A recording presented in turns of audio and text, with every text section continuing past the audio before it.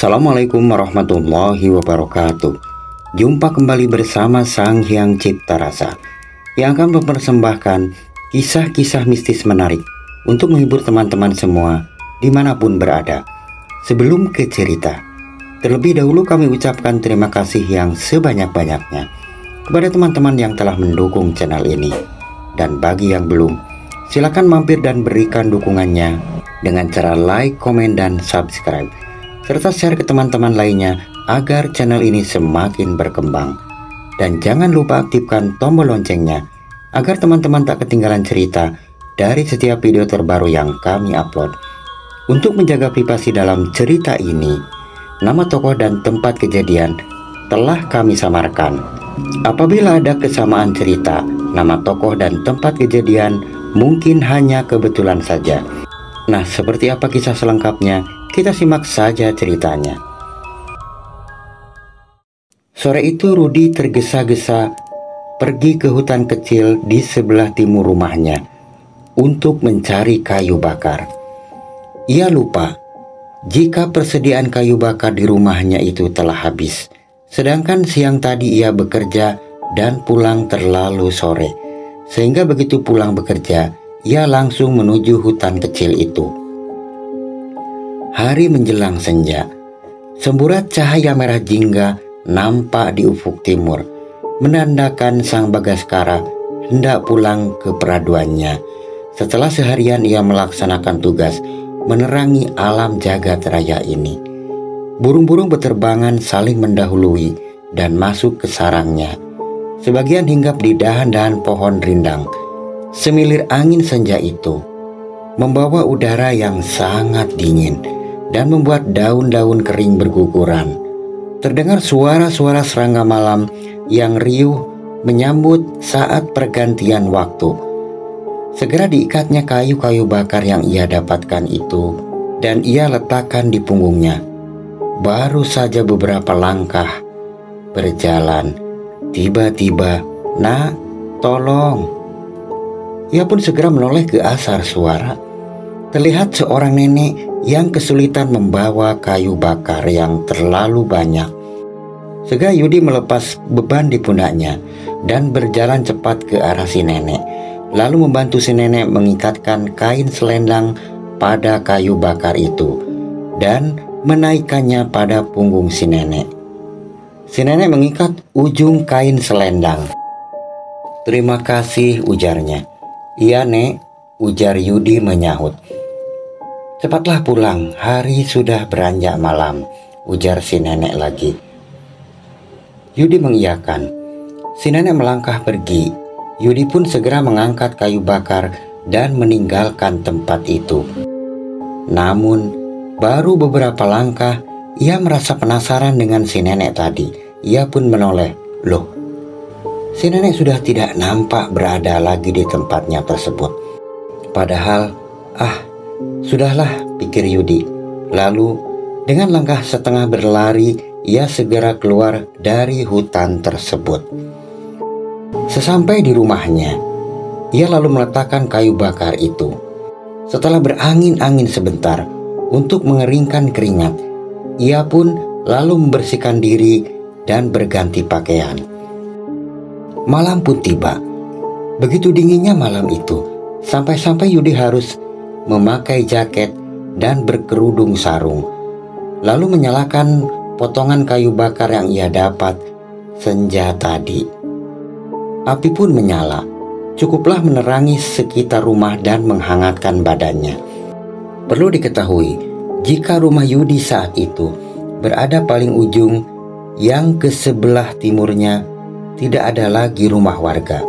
Hanya di sebelah barat dan utara yang nampak rumah para tetangga dan kerabatnya, dibatasi oleh kebun-kebun singkong.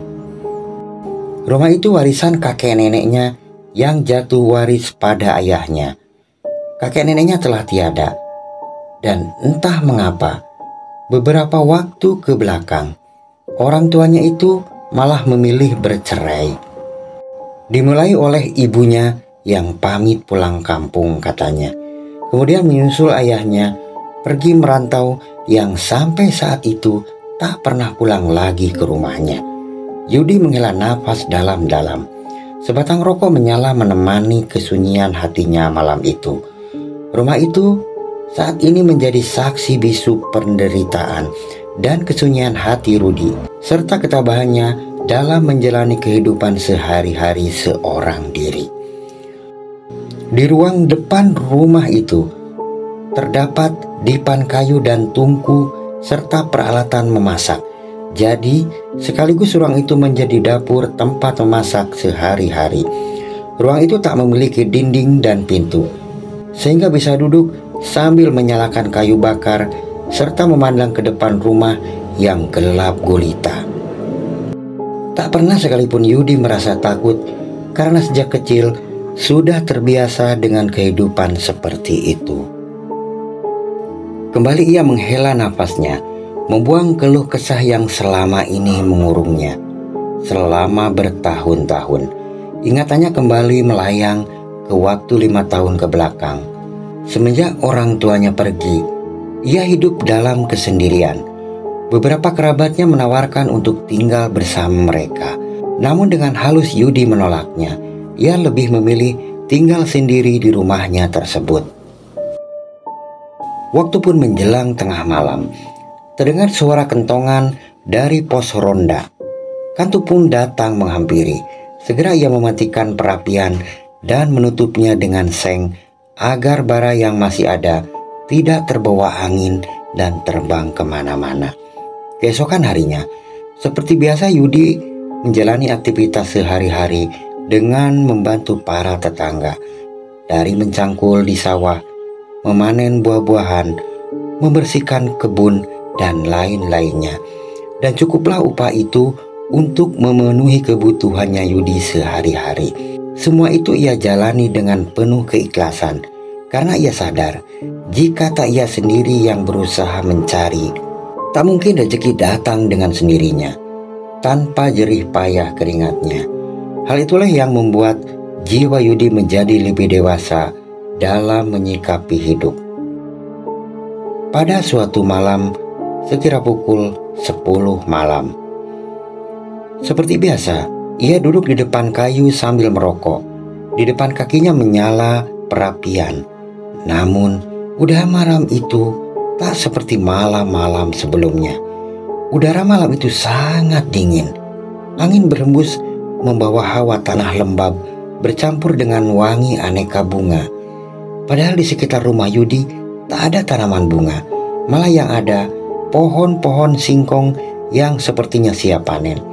Tak lama setelah itu, terdengar suara dari kebun sebelah. Krak, bluk. Seperti suara dahan kayu yang patah dan jatuh menimpa tanah. Spontan Yudi menoleh ke arah suara tadi. Tak terlihat apa-apa, hanya kegelapan malam yang seolah-olah seperti tabir hitam yang menyelimuti bumi. Mulanya Yudi tak terlalu memperhatikan ke suara tadi. Namun lama-lama ada sesuatu yang menarik perhatiannya. Ada seperti cahaya lampu sorot dari arah hutan yang lama-lama cahaya lampu itu semakin membesar. Tak punya pikiran aneh-aneh waktu itu. Mungkin pencari burung atau bekicot yang berada di sana. Namun semakin lama cahaya itu berubah menjadi cahaya yang membuat suasana itu menjadi remang-remang, sehingga terlihat pohon dan rumput-rumput yang berada di sana. Lalu entah bagaimana tiba-tiba pohon-pohon yang berada di sana itu berubah menjadi rumah-rumah kayu yang berderet memanjang ke arah ujung. Antara sadar dan tidak, Yudi mengucek-ngucek matanya. Ternyata penglihatannya nyata, bukan mimpi. Dari arah ujung sana, Yudi melihat dengan jelas seorang nenek berjalan tertatih-tatih. Semakin lama semakin dekat ke arah Yudi. Dan tak lama, nenek itu sudah berdiri kira-kira 10 meter dari Yudi berada. Ya, seorang nenek. Yudi mengernyitkan dahi. Sepertinya ia mengenal nenek itu. Oh, ia baru sadar. Nenek itu yang Yudi tolong ketika mengangkat kayu bakar di hutan kecil beberapa hari lalu. Nenek itu tetap berdiri di sana dan melambaikan tangannya perlahan. Tanpa disadari, Yudi melangkah perlahan mendekati si nenek itu. "Ikutlah denganku," ujar si nenek seraya membalikan badan dan melangkah perlahan. Bagaikan kerbau dicocok hidung. Tanpa bisa berkata-kata, Yudi ikut melangkah mengikuti langkah si nenek. Sepanjang perjalanan, Yudi memperhatikan deretan rumah-rumah yang di depannya menggantung lampu-lampu minyak tempo dulu. Lampu itu bergoyang-goyang dengan apinya meliuk-liuk terhembus angin malam. Yang aneh di tempat itu, tak terdengar suara binatang malam layaknya malam hari. Sepi, hanya angin yang berhembus perlahan membawa aroma aneh yang membuat bulu kuduk merinding.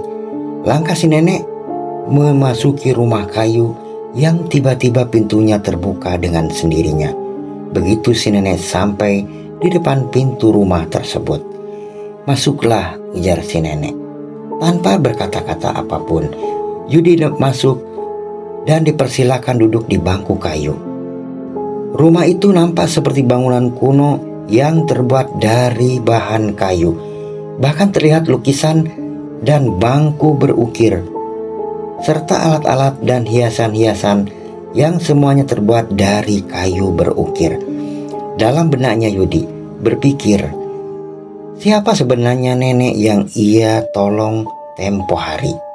Kemudian si nenek berkata bahwa ia mengucapkan terima kasih pada Yudi karena telah menolong dirinya tempo hari. Dan sebagai kenang-kenangan, si nenek memberikan sebuah cincin yang lalu dipakaikannya ke jari manis tangan Yudi. Aneh, begitu masuk jari manisnya, cincin itu seperti pas dan melekat di jarinya. Setelah itu si nenek menyuruh pulang dan jangan berkata kepada siapapun tentang pertemuannya tersebut. "Pulanglah dan jangan menoleh ke belakang." Yudi hanya mengangguk tanpa bisa berucap kata. Langkahnya kembali menyusuri depan rumah-rumah yang sepertinya penghuninya telah terlelap tidur. Begitu langkahnya sampai di ujung jalan rumah terakhir yang ia lewati, tiba-tiba semuanya berubah. Tak ada lagi rumah-rumah kayu itu. Yang ada hanya pohon-pohon yang berdiri dalam kegelapan malam dengan diiringi suara binatang malam. "Astagfirullah," ujarnya seraya mempercepat langkah untuk segera sampai di rumahnya. Setelah sampai di rumahnya, dengan napas terengah-engah, ia mengambil air minum lalu meneguknya. Lalu ia mengamati cincin pemberian si nenek. Sebuah cincin dari kayu berukir bertahtakan permata yang berkilauan. Entah apa makna dari semua kejadian itu. Dikarenakan sudah mengantuk, ia pun lalu tertidur pulas malam itu.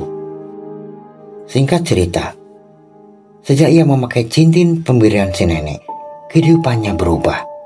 Rezekinya perlahan semakin mudah. Ada saja jalan yang membuat rezekinya itu datang tiba-tiba. Bahkan upah yang ia terima dari pekerjaannya selalu lebih dari biasanya. Pernah suatu ketika ada tetangganya yang sakit. Yudi menjenguk lalu memijit-mijit tangannya. Seketika orang itu sembuh. Ini bukan sebuah kebetulan, tapi mungkin sebuah anugerah dari Tuhan lewat pemberian si nenek misterius dari alam sana yang membantu dirinya atas keikhlasan dan ketabahan dalam menjalani hidup serta perbuatan baiknya terhadap orang lain. Ternyata Tuhan tidak tidur. Tuhan memberikan kesempatan dulu kepada Yudi untuk melakukan hal-hal yang positif dalam hidupnya dengan penuh keikhlasan. Semoga kita semua selalu dalam lindungan Tuhan yang Maha Esa. Amin. Nah teman-teman, sampai di sini ceritanya. Semoga dapat menghibur teman-teman semua dimanapun berada. Nah teman-teman, sampai di sini ceritanya. Semoga dapat menghibur teman-teman semua dimanapun berada. Terima kasih pada teman-teman yang telah menonton dan mendengarkan ceritanya. Mohon maaf apabila ada salah-salah kata. Sampai jumpa di kisah mistis selanjutnya hanya di Sang Hyang Cipta Rasa. Assalamualaikum warahmatullahi wabarakatuh.